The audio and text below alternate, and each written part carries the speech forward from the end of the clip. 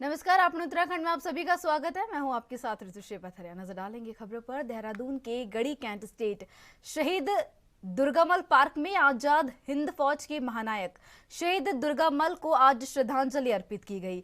इस कार्यक्रम में मुख्य अतिथि के तौर पर मुख्यमंत्री पुष्कर सिंह धामी ने भी शिरकत की। साथ ही कार्यक्रम को संबोधित करते हुए क्या कुछ कहा, आइए सुनाते हैं।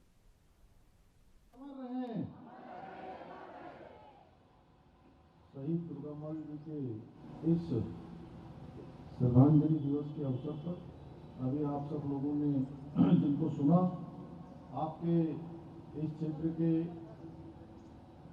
विधायक, उत्तराखंड सरकार के कैबिनेट मंत्री आदरणीय गणेश जोशी जी, हमारी कैंट क्षेत्र की लोकप्रिय विधायक आदरणीय सविता कपूर जी, हमारे पूर्व विधायक इच्छा आदरणीय राजेश शुक्ला जी, अध्यक्ष गोरखाली सुधार सभा पदम बहादुर थापा जी, कर्नल विक्रम सिंह थापा जी, पूर्व महाप्रबंधक नेक बहादुर जी, मधुसूदन शर्मा जी, अध्यक्ष उत्तराखंड नेपाली भाषा समिति, जगत बहादुर राणा जी, सीके राय जी, पीडी दिबू जी, बसंत गुरुंग जी, बहन संध्या थापा जी, ज्योति कोटिया जी, मंडल अध्यक्ष लीला शर्मा जी, मीनू छेत्री जी, निर्मल थापा जी, शमशेर सिंह बिष्ट जी, विष्णु जी, प्रभा दीदी और हमारे सभी यहाँ पर हमारे दाई से लेकर सभी मेरे बड़े बुजुर्ग, सभी उपस्थित माताएं बहनें, सभी मेरे नौजवान साथी और हमारे विद्यालय के आए हुए प्रिय हमारे सभी छात्र एवं छात्राएं जिन्होंने अपने यहाँ पर शानदार प्रस्तुतिकरण दिया है। मैं आज सबसे पहले तो जिन्होंने देश की एकता के लिए, अखंडता के लिए और रक्षा के लिए, भारत को स्वतंत्र कराने के लिए अपने प्राणों का बलिदान दिया, ऐसे अमर शहीद मेजर दुर्गामल जी को नमन करता हूं, उनको अपनी श्रद्धांजलि अर्पित करता हूं। भाइयों बहनों, अल्प आयु में ही मेजर दुर्गामल जी के द्वारा जो देश की रक्षा के लिए और जिस उम्र में लोग अपनी सुख सुविधाओं का ख्याल करते हैं, उन सबको त्याग कर अंग्रेजों के विरुद्ध लड़ने का जो साहस उन्होंने दिखाया, उसके कारण से उनको हमेशा हम याद करते हैं, हमेशा वो हमारे स्मरण में रहते हैं। हमारे प्रत्येक वर्ष ये श्रद्धांजलि दिवस हम लोग मनाते हैं उनका। इसके पीछे हेतु है कि जिस प्रकार की वीरता, जिस प्रकार का शौर्य, जिस प्रकार का पराक्रम उन्होंने दिखाया, वो हमारी नौजवान पीढ़ी भी लगातार उससे परिचित होती रही।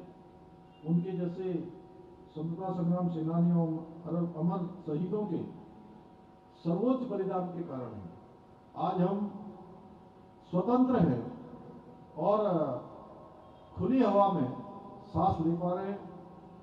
हमें शहीद दुर्गामल जी जैसे स्वतंत्रता सेनानियों का सदैव स्मरण करना चाहिए, जिन्होंने विभिन्न परिस्थितियों में भी हमेशा उन्होंने देश प्रथम की जो भावना है, उस भावनाओं से प्रेरित होकर अपना बलिदान दिया। भाइयों बहनों, शहीद दुर्गामल छात्र जीवन से ही राष्ट्रवादी विचारधारा से प्रभावित रहे। उन्होंने भारत के स्वतंत्रता संग्राम में बढ़ चढ़कर भाग लिया। 1931 में दुर्गामल जी गोरखा राइफल्स में भर्ती हुए और यहीं से उन्होंने द्वितीय विश्व युद्ध में भाग लिया। 1942 में वे नेताजी सुभाष चंद्र बोस के आह्वान पर आजाद हिंद फौज में भर्ती हो गए और गुप्तचरी का उन्होंने प्रशिक्षण दिया गया। वे अपनी जान हथेली पर रखकर तमाम गुप्त सूचनाओं को एकत्र कर। देहरादून के गढ़ी कैंट स्टेट शहीद दुर्गामल पार्क में आजाद हिंद फौज के महानायक शहीद दुर्गामल को आज श्रद्धांजलि अर्पित की गई। इस कार्यक्रम में मुख्य अतिथि के तौर पर मुख्यमंत्री पुष्कर सिंह धामी ने शिरकत की। साथ ही कैबिनेट मंत्री गणेश जोशी भी कार्यक्रम में मौजूद रहे। बता दें, शहीद दुर्गामल ने आजाद हिंद फौज में एक अहम भूमिका निभाई थी। 1 सितंबर 42 को सिंगापुर में आजाद हिंद फौज का गठन हुआ, जिसमें दुर्गा मल की बहुत सराहनीय भूमिका थी। इसके लिए मल को मेजर के रूप में पदोन्नत किया गया। उन्होंने युवाओं को आजाद हिंद फौज में शामिल करने में बड़ा योगदान दिया। बाद में गुप्तचर शाखा का महत्वपूर्ण कार्य दुर्गा मल को सौंपा गया।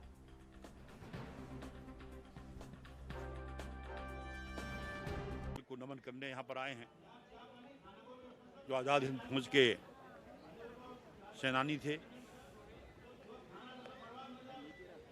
जिनको सुभाष चंद्र बोस जी ने उनकी सेवाओं से प्रभावित होकर मेजर का दर्जा दिया था और उनके गुप्तचर विभाग में काम करते थे। 1944 में उनको अंग्रेजों द्वारा गिरफ्तार किया गया।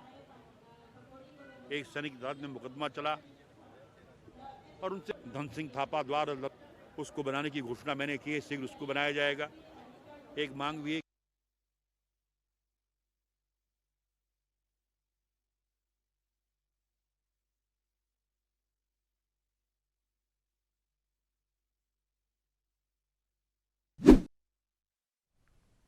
बीजेपी के राष्ट्रीय अध्यक्ष जेपी नड्डा 27 अगस्त को एक दिवसीय उत्तराखंड दौरे पर रहेंगे। बता दें कि वोटर चेतना अभियान के तहत राष्ट्रीय अध्यक्ष जेपी नड्डा हरिद्वार पहुंचेंगे, जहां वोटर चेतना अभियान के तहत हरिद्वार लोकसभा क्षेत्र के अंतर्गत आने वाले बूथ स्तर के कार्यकर्ताओं और पदाधिकारियों संग बैठक करेंगे। प्रदेश अध्यक्ष महेंद्र भट्ट ने बताया कि पूरे देश में जिस तरह से वोटर चेतना अभियान चलाया जा रहा है, उसके तहत किस तरह से जनता के बीच जाया जाए, साथ ही किस तरह से नए वोटरों को पार्टी से जोड़ना है।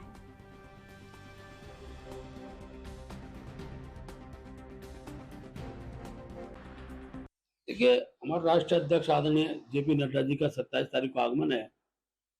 मुख्य रूप से जो शांति कुंज के एक कार्यक्रम में उनको रहना है, लेकिन उसके साथ साथ उसी दिन इस माह का अंतिम रविवार है और मन की बात का कार्यक्रम भी होगा।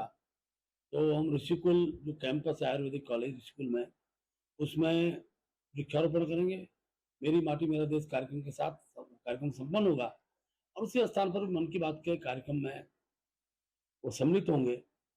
हमारे कार्यकर्ता भी उस कार्यक्रम में उपस्थित, बूथ के कार्यकर्ता वहाँ उपस्थित रहेंगे।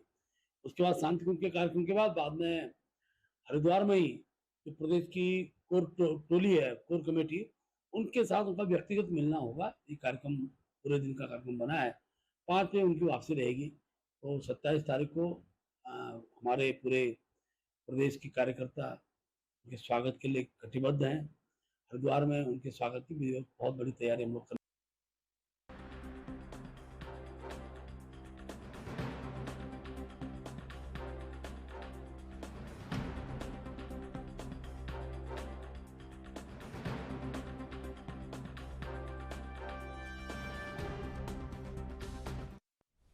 कैबिनेट मंत्री धन सिंह रावत का बयान सामने आया है। इस दौरान उन्होंने कहा कि अगस्त क्रांति में अल्मोड़ा जिले का महत्वपूर्ण योगदान रहा है। 25 अगस्त 1942 की अंग्रेजों की गोलीबारी शुरू की, जिसमें नरसिंह और टीका सिंह शहीद हो गए, जिन्हें हर साल श्रद्धांजलि दी जाती है। आज भी मैंने और तमाम नेताओं ने श्रद्धांजलि अर्पित की है। वहीं कैबिनेट मंत्री ने इस दौरान दोनों शहीद स्वतंत्रता संग्राम सेनानियों की मूर्ति का अनावरण किया और इस स्मारक स्थल को विकसित करने के लिए सरकार की ओर से 25 लाख की धनराशि की घोषणा की।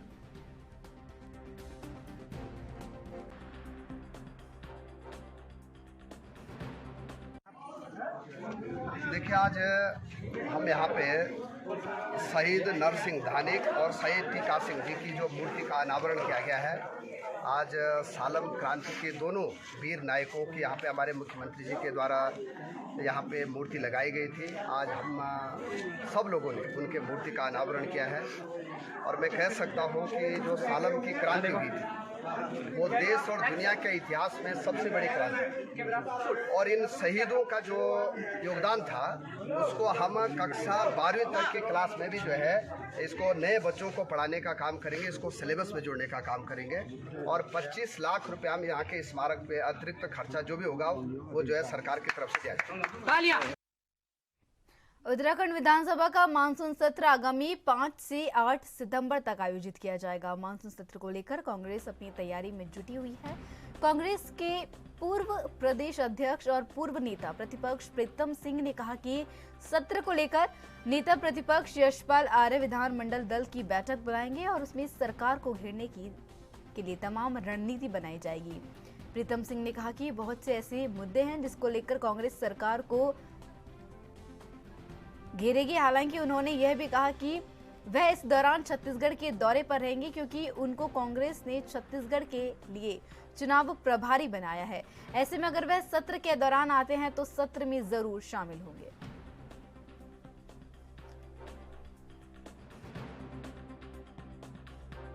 देखिए, विधानसभा सत्र 5 सितंबर से 8 सितंबर तक आहूत हो रहा है।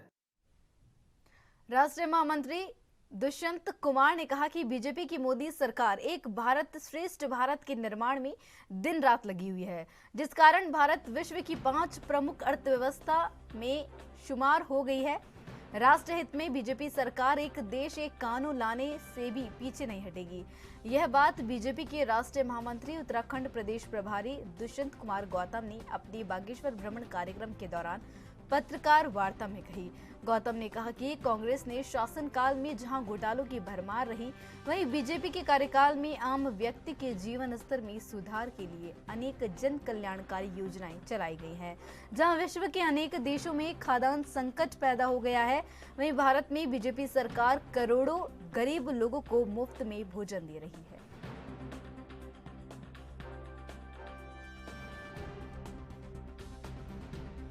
सूत्र लिया हुआ है एक भारत श्रेष्ठ Bharat, one nation one ration card हम काम किया हुआ, वन नेशन वन मार्केट हमने जीएसटी बंद करने का काम किया। इसलिए हम ये प्रयास पूरा कर रहे हैं कि एक ही देश होना चाहिए, एक ही कानून होना चाहिए, एक ही तरीके चले।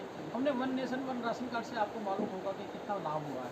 एक गरीब आदमी जो आज उत्तराखंड में सर्विस का व्यक्ति बॉम्बे में सर्विस करता है, जो उसके वहाँ पे 2 व्यक्ति रहते, 2 का राशन ले सकता है, 3 जहाँ रहते हैं यहाँ ले सकता है। हमने वन श्रमिक कार्ड बनवाया।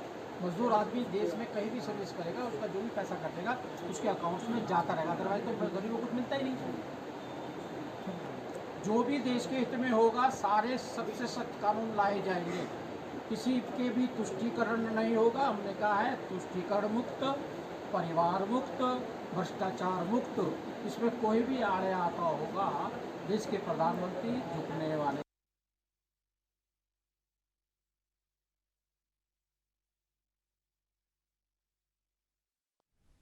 उत्तराखंड के कृषि कल्याण मंत्री गणेश जोशी ने राज्य में सेब उत्पादन को बढ़ावा दिए जाने के लिए कैबिनेट में मांग उठाई थी, जिसको लेकर संगन बागवानी के लिए प्रस्तावित करीब 108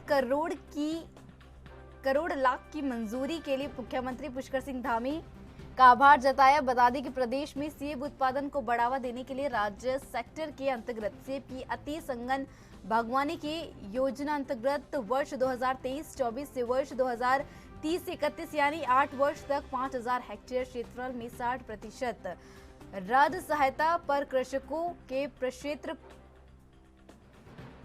पर सीडलिंग और आधारित संगन उद्यान स्थापित किए जाने के लिए करीब 108 करोड़ लाख का खर्च किया जाना प्रस्तावित है।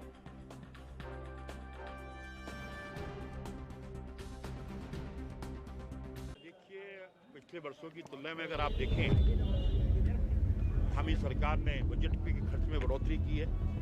जहां पिछले समय में इस समय तक बजट खर्च नहीं होता था, आज लगभग उसका 70% से अधिक हम खर्च चुके हैं। और 5 से 8 तारीख तक विधानसभा का सत्र है, उसमें अनुपूरक मांगे प्रस्तुत की जाएंगी और उन मांगों का जो है अनुमोदन होगा। महत्वपूर्ण मत था प्रदेश के लिए कृषि विभाग का कि सेब की अति सघन बागवानी की योजना स्वीकृत की गई है।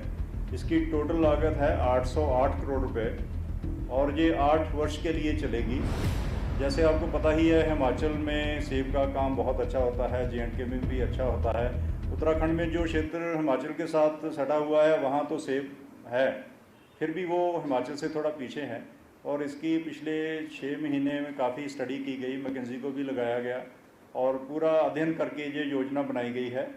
इसमें 5000 हेक्टेयर क्षेत्रफल विभिन्न जनपदों का कवर किया जाएगा और 60% किसान को सब्सिडी दी जाएगी और 40% किसान ने अपना लगाना है, जिसमें करीब 20% उसकी जो लेबर है वो कंपोनेंट आ जाता है। कांग्रेस प्रदेश प्रभारी देवेंद्र यादव आज से 4 दिवसीय उत्तराखंड दौरे पर है। आपको बता दें कि देवेंद्र यादव दिल्ली से सीधे बागेश्वर पहुंचेंगे। यहां देवेंद्र यादव बागेश्वर उपचुनाव को लेकर कार्यकर्ताओं को जीत का मंत्र देंगे।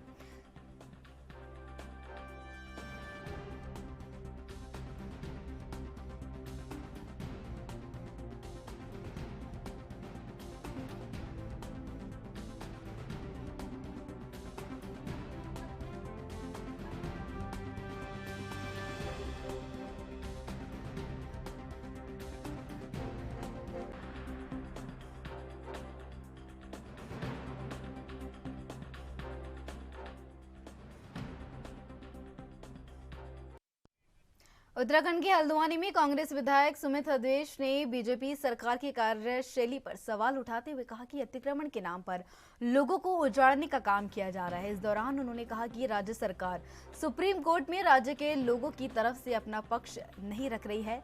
होना तो यह चाहिए कि अतिक्रमण के नाम पर जिन लोगों को उजाड़ा जा रहा है उनके लिए सरकार को सुप्रीम कोर्ट में लड़ाई लड़नी चाहिए। बागेश्वर चुनाव को लेकर सुमित हदेश ने कहा कि बीजेपी के खिलाफ माहौल लगातार बनता जा रहा है क्योंकि कांग्रेस प्रत्याशी का बागेश्वर में बहुत अच्छा प्रभाव है। उन्होंने कहा कि बागेश्वर विधानसभा उपचुनाव में कांग्रेस जीत का परचम अवश्य लहराएगी।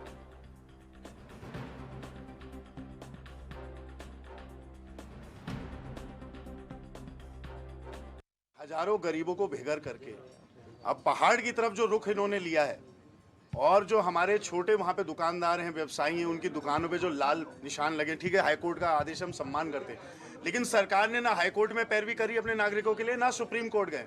अगर सुप्रीम कोर्ट को ही गए तो दान सिंह भंडारी जी जो कांग्रेस के वहाँ पे हमारे चुनाव लड़े थे और पूर्व विधायक हैं वो गए। तो सरकार सोई हुई है, इन्हें कोई फर्क ही नहीं पड़ता है। भय का एक नफरत का वातावरण फैलाने के लिए राज कर रहे हैं प्रदेश में। रेरा जैसा काला कानून जिसकी कोई यहाँ पे भौगोलिक परिस्थिति नहीं है कि लागू हो, जबरदस्ती 2 तहसीलों में लागू कर दिया। जो किसान जिनकी खुद की जमीन है, उनके खुद के जो जमीन है, जोती हुई जमीन है, उसके अगर वो मुकद्दर के वो हकदार नहीं है तो फिर क्या है? क्या जमीन के कानून? गरीब आदमी जो नजूल पे वास करता है उसे आप अतिक्रमण कहते हो। जिसकी रजिस्ट्री की भूमि है उससे आप कहते हो कि नहीं, आप हमारे नियम के हिसाब से 30 फीट की रोड डालोगे तब ये जमीन बेच पाओगे। तो इस प्रदेश की जनता और इस प्रदेश की जनता की जो आर्थिक स्थिति है उसको लगातार खराब करने में भारतीय जनता पार्टी कार्य कर रही है और इसका हम सड़क से सदन तक और कोर्ट तक पूरा जनता के साथ है और इनका भरपूर विरोध करेंगे। हल्द्वानी में कांग्रेस विधायक सुमित हदेश ने बीजेपी सरकार की कार्यशैली पर सवाल उठाए। इस दौरान सवाल उठाते हुए कहा कि अतिक्रमण के नाम पर लोगों को उजाड़ने का काम किया जा रहा है। उन्होंने कहा कि राज्य सरकार सुप्रीम कोर्ट में राज्य के लोगों की तरफ से अपना पक्ष नहीं रख रही है। होना तो ये चाहिए कि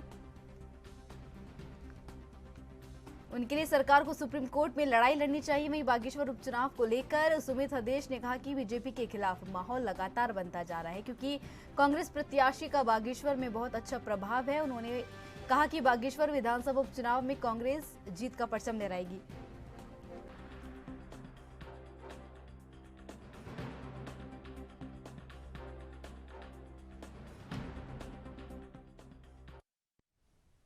उत्तराखंड और हिमाचल में हो रहा भूस्खलन की सबसे बड़ी वजह क्लाइमेटिक फैक्टर, एनवायरमेंटल डिग्रेडेशन, मानव गतिविधियां जिसमें कंस्ट्रक्शन और अन्य प्रकार के निर्माण हैं। अचानक से एक ही जगह पर भारी बारिश का होना। हिमालय भूविज्ञान संस्थान के निदेशक के मुताबिक यह सभी चारों सबसे महत्वपूर्ण फैक्टर है जिसकी वजह से उत्तराखंड और हिमाचल में भारी भूस्खलन हो रहे हैं। पिछले कुछ समय से हिमाचल में कुछ ऐसी घटनाएं बढ़ गई है जिसने ये न सिर्फ पर्यावरणविदों बल्कि सरकारों को भी सोचने पर मजबूर कर दिया है। ताजा उदाहरण हिमाचल में हुए भूस्खलन और उत्तराखंड के कई क्षेत्र में हुए भूस्खलन इस बात के सबूत है कि हिमाचल में मानवीय गतिविधियों के साथ ही क्लाइमेट चेंज की वजह से भूस्खलन की घटनाएं बढ़ रही हैं।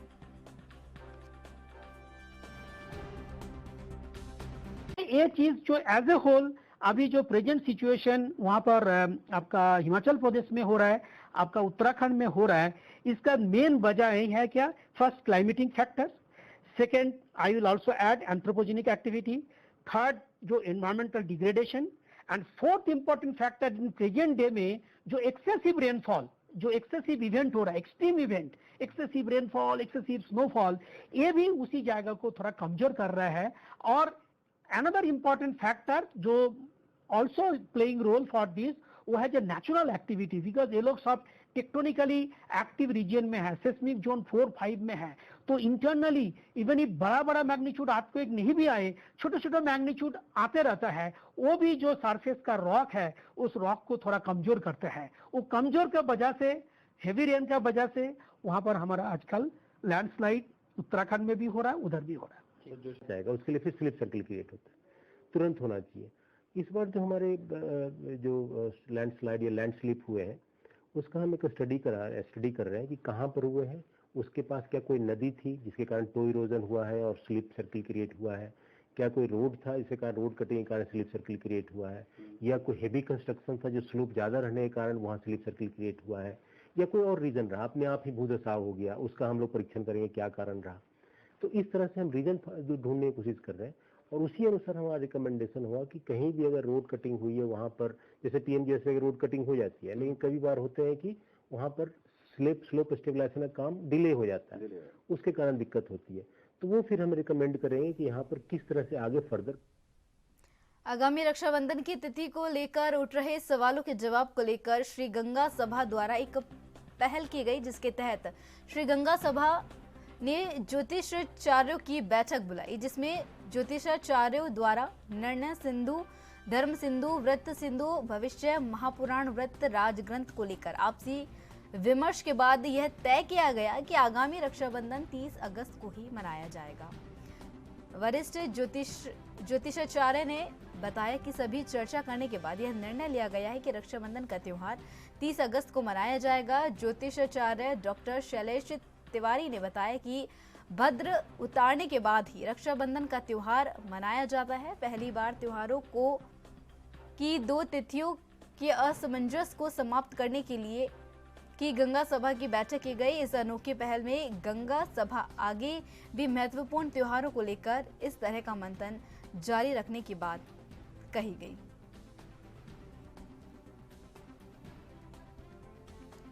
निष्कर्ष यह निकला है कि 30 तारीख को 10:58 तक भद्रा चतुर्दशी है।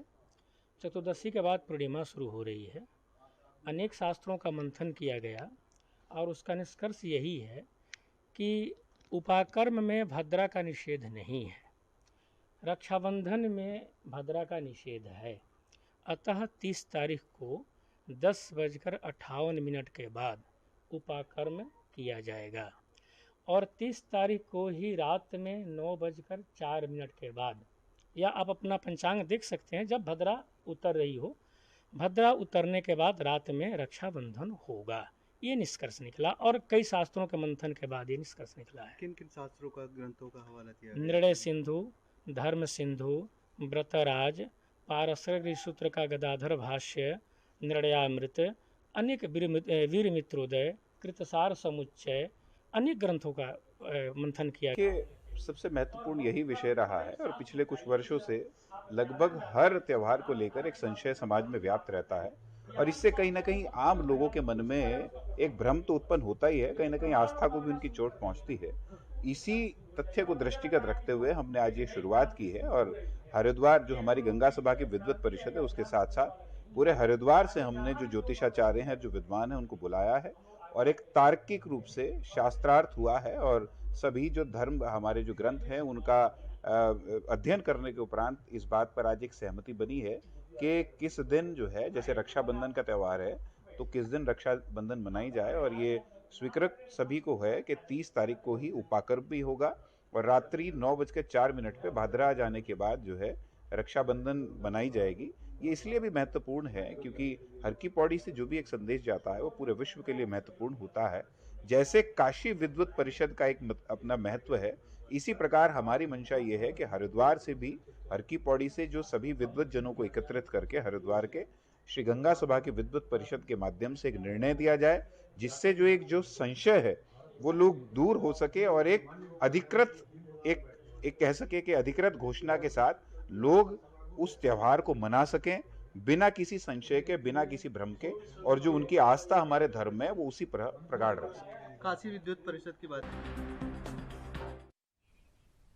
टनकपुर नगरपालिका हॉल में टनकपुर, बनबसा और धुरा तीनों मंडलों की टनकपुर नगरपालिका हॉल में वोटर चेतना अभियान की बैठक हुई, जिसमें मुख्य अतिथि के रूप में प्रदेश मंत्री विकास शर्मा मौजूद रहे। उन्होंने लोकसभा चुनाव के वोटर लिस्ट में वोटरों को कैसे जोड़ा जाए इस संबंध में कार्यकर्ताओं को बताया और कार्यकर्ताओं को सीधे वोटरों से संपर्क करने का सुझाव दिया। इस कार्यक्रम के संयोजक हरीश चंद और प्रदेश मंत्री हेमा जोशी ने भी अपने विचार रखे। कार्यक्रम का संचालन जिला महामंत्री पूरण मेहरा ने किया।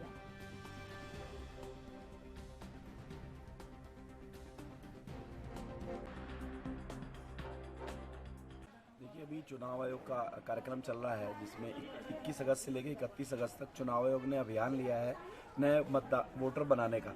तो भारतीय जनता पार्टी भी सहयोग करने की दृष्टि से हमारा एक मजबूत लोकतंत्र बन सके और अच्छे नीति निर्धारक आ सके, और राष्ट्र हित में हमने भी सहयोग करने का निर्णय लिया, क्योंकि चुनाव आयोग अन्य NGO के और उनका सहयोग लेता है कि उनको नए वोट बनाने के लिए मदद करते हैं, क्योंकि हमारी बूथ लेवल तक हमारी अपनी समितियां बनी हुई हैं, हमारे BLO 2 होते हैं। तो हमने भी अपना निर्णय लिया कि हमारे राष्ट्रव्यापी अभियान में हम भी शामिल होते हैं। लोकतंत्र को मजबूत करने के उद्देश्य से हमारे आज यहाँ कार्यशाला थी। हमने अपने कार्यकर्ताओं को बताया कि किस प्रकार से आप फॉर्म 6 भर के नए वोटों को जोड़ सकते हो, फॉर्म 7 भर के पुराने वोटों को हटा सकते हो, और फॉर्म 8 भर के जो हमारे वोटों में करेक्शन होना है आप कर सकते हो। तो ये सारी जानकारी हमने आज दी है। हम लोगों ने लक्ष्य रखा है कि हर विधानसभा के अंदर 10,000 नए वोट हम बनाएंगे, और हमारे कार्यकर्ता 25 और 26 हमने विशेष अभियान इसमें लिया है। 24 तक 22, 23, 24 में हमने कार्यशालाएं की हैं पूरे प्रदेश में। 25, 26 में हमारे आदरणीय मुख्यमंत्री जी, हमारे प्रदेश अध्यक्ष महेंद्र भट्ट जी, हमारे प्रदेश के मंत्री, सांसद, केंद्रीय मंत्री और सारे बड़े नेता, चेयरमैन, हमारे मेयर, हमारे ब्लॉक प्रमुख, हमारे जिला पंचायत अध्यक्ष, ये 2 दिन लगातार ये अब अपने बूथों पे रहेंगे, और इनके नेतृत्व में हमारी जो मोर्चे हैं वो सब लग के हम जगह जगह अभियान चलाएंगे, इसका कैंपेन चलाएंगे कि ज़्यादा से ज़्यादा नए वोट जुड़े। हमारे युवा जिनका वोट बनना है, जिनकी उम्र 18 वर्ष हो गई है या 1 जनवरी 2024 को 18 वर्ष हो रही है, उन सब के हम वोट बनाने का काम करेंगे, बोगस वोट हटाने का काम करेंगे, और चुनाव आयोग को कहीं ना कहीं हम एक बल देने का काम करेंगे कि जो उनका काम है वो सफल हो सके। टनकपुर नगर पालिका हॉल में टनकपुर, बनबसा और धुरा तीनों मंडलों की टनकपुर नगर पालिका हॉल में वोटर चेतना अभियान की बैठक हुई, जिसमें मुख्य अतिथि के रूप में प्रदेश मंत्री विकास शर्मा मौजूद रहे। उन्होंने लोकसभा चुनाव की वोटर लिस्ट में वोटरों को कैसे जोड़ा जाए इस संबंध में कार्यकर्ताओं को बताया और कार्यकर्ताओं को सीधे वोटरों से संपर्क करने का सुझाव दिया। इस कार्यक्रम के संयोजक हरीश चंद और प्रदेश मंत्री हेमा जोशी ने भी अपने विचार रखे। साथ ही कार्यक्रम का संचालन जिला महामंत्री पूरण मेहरा ने किया।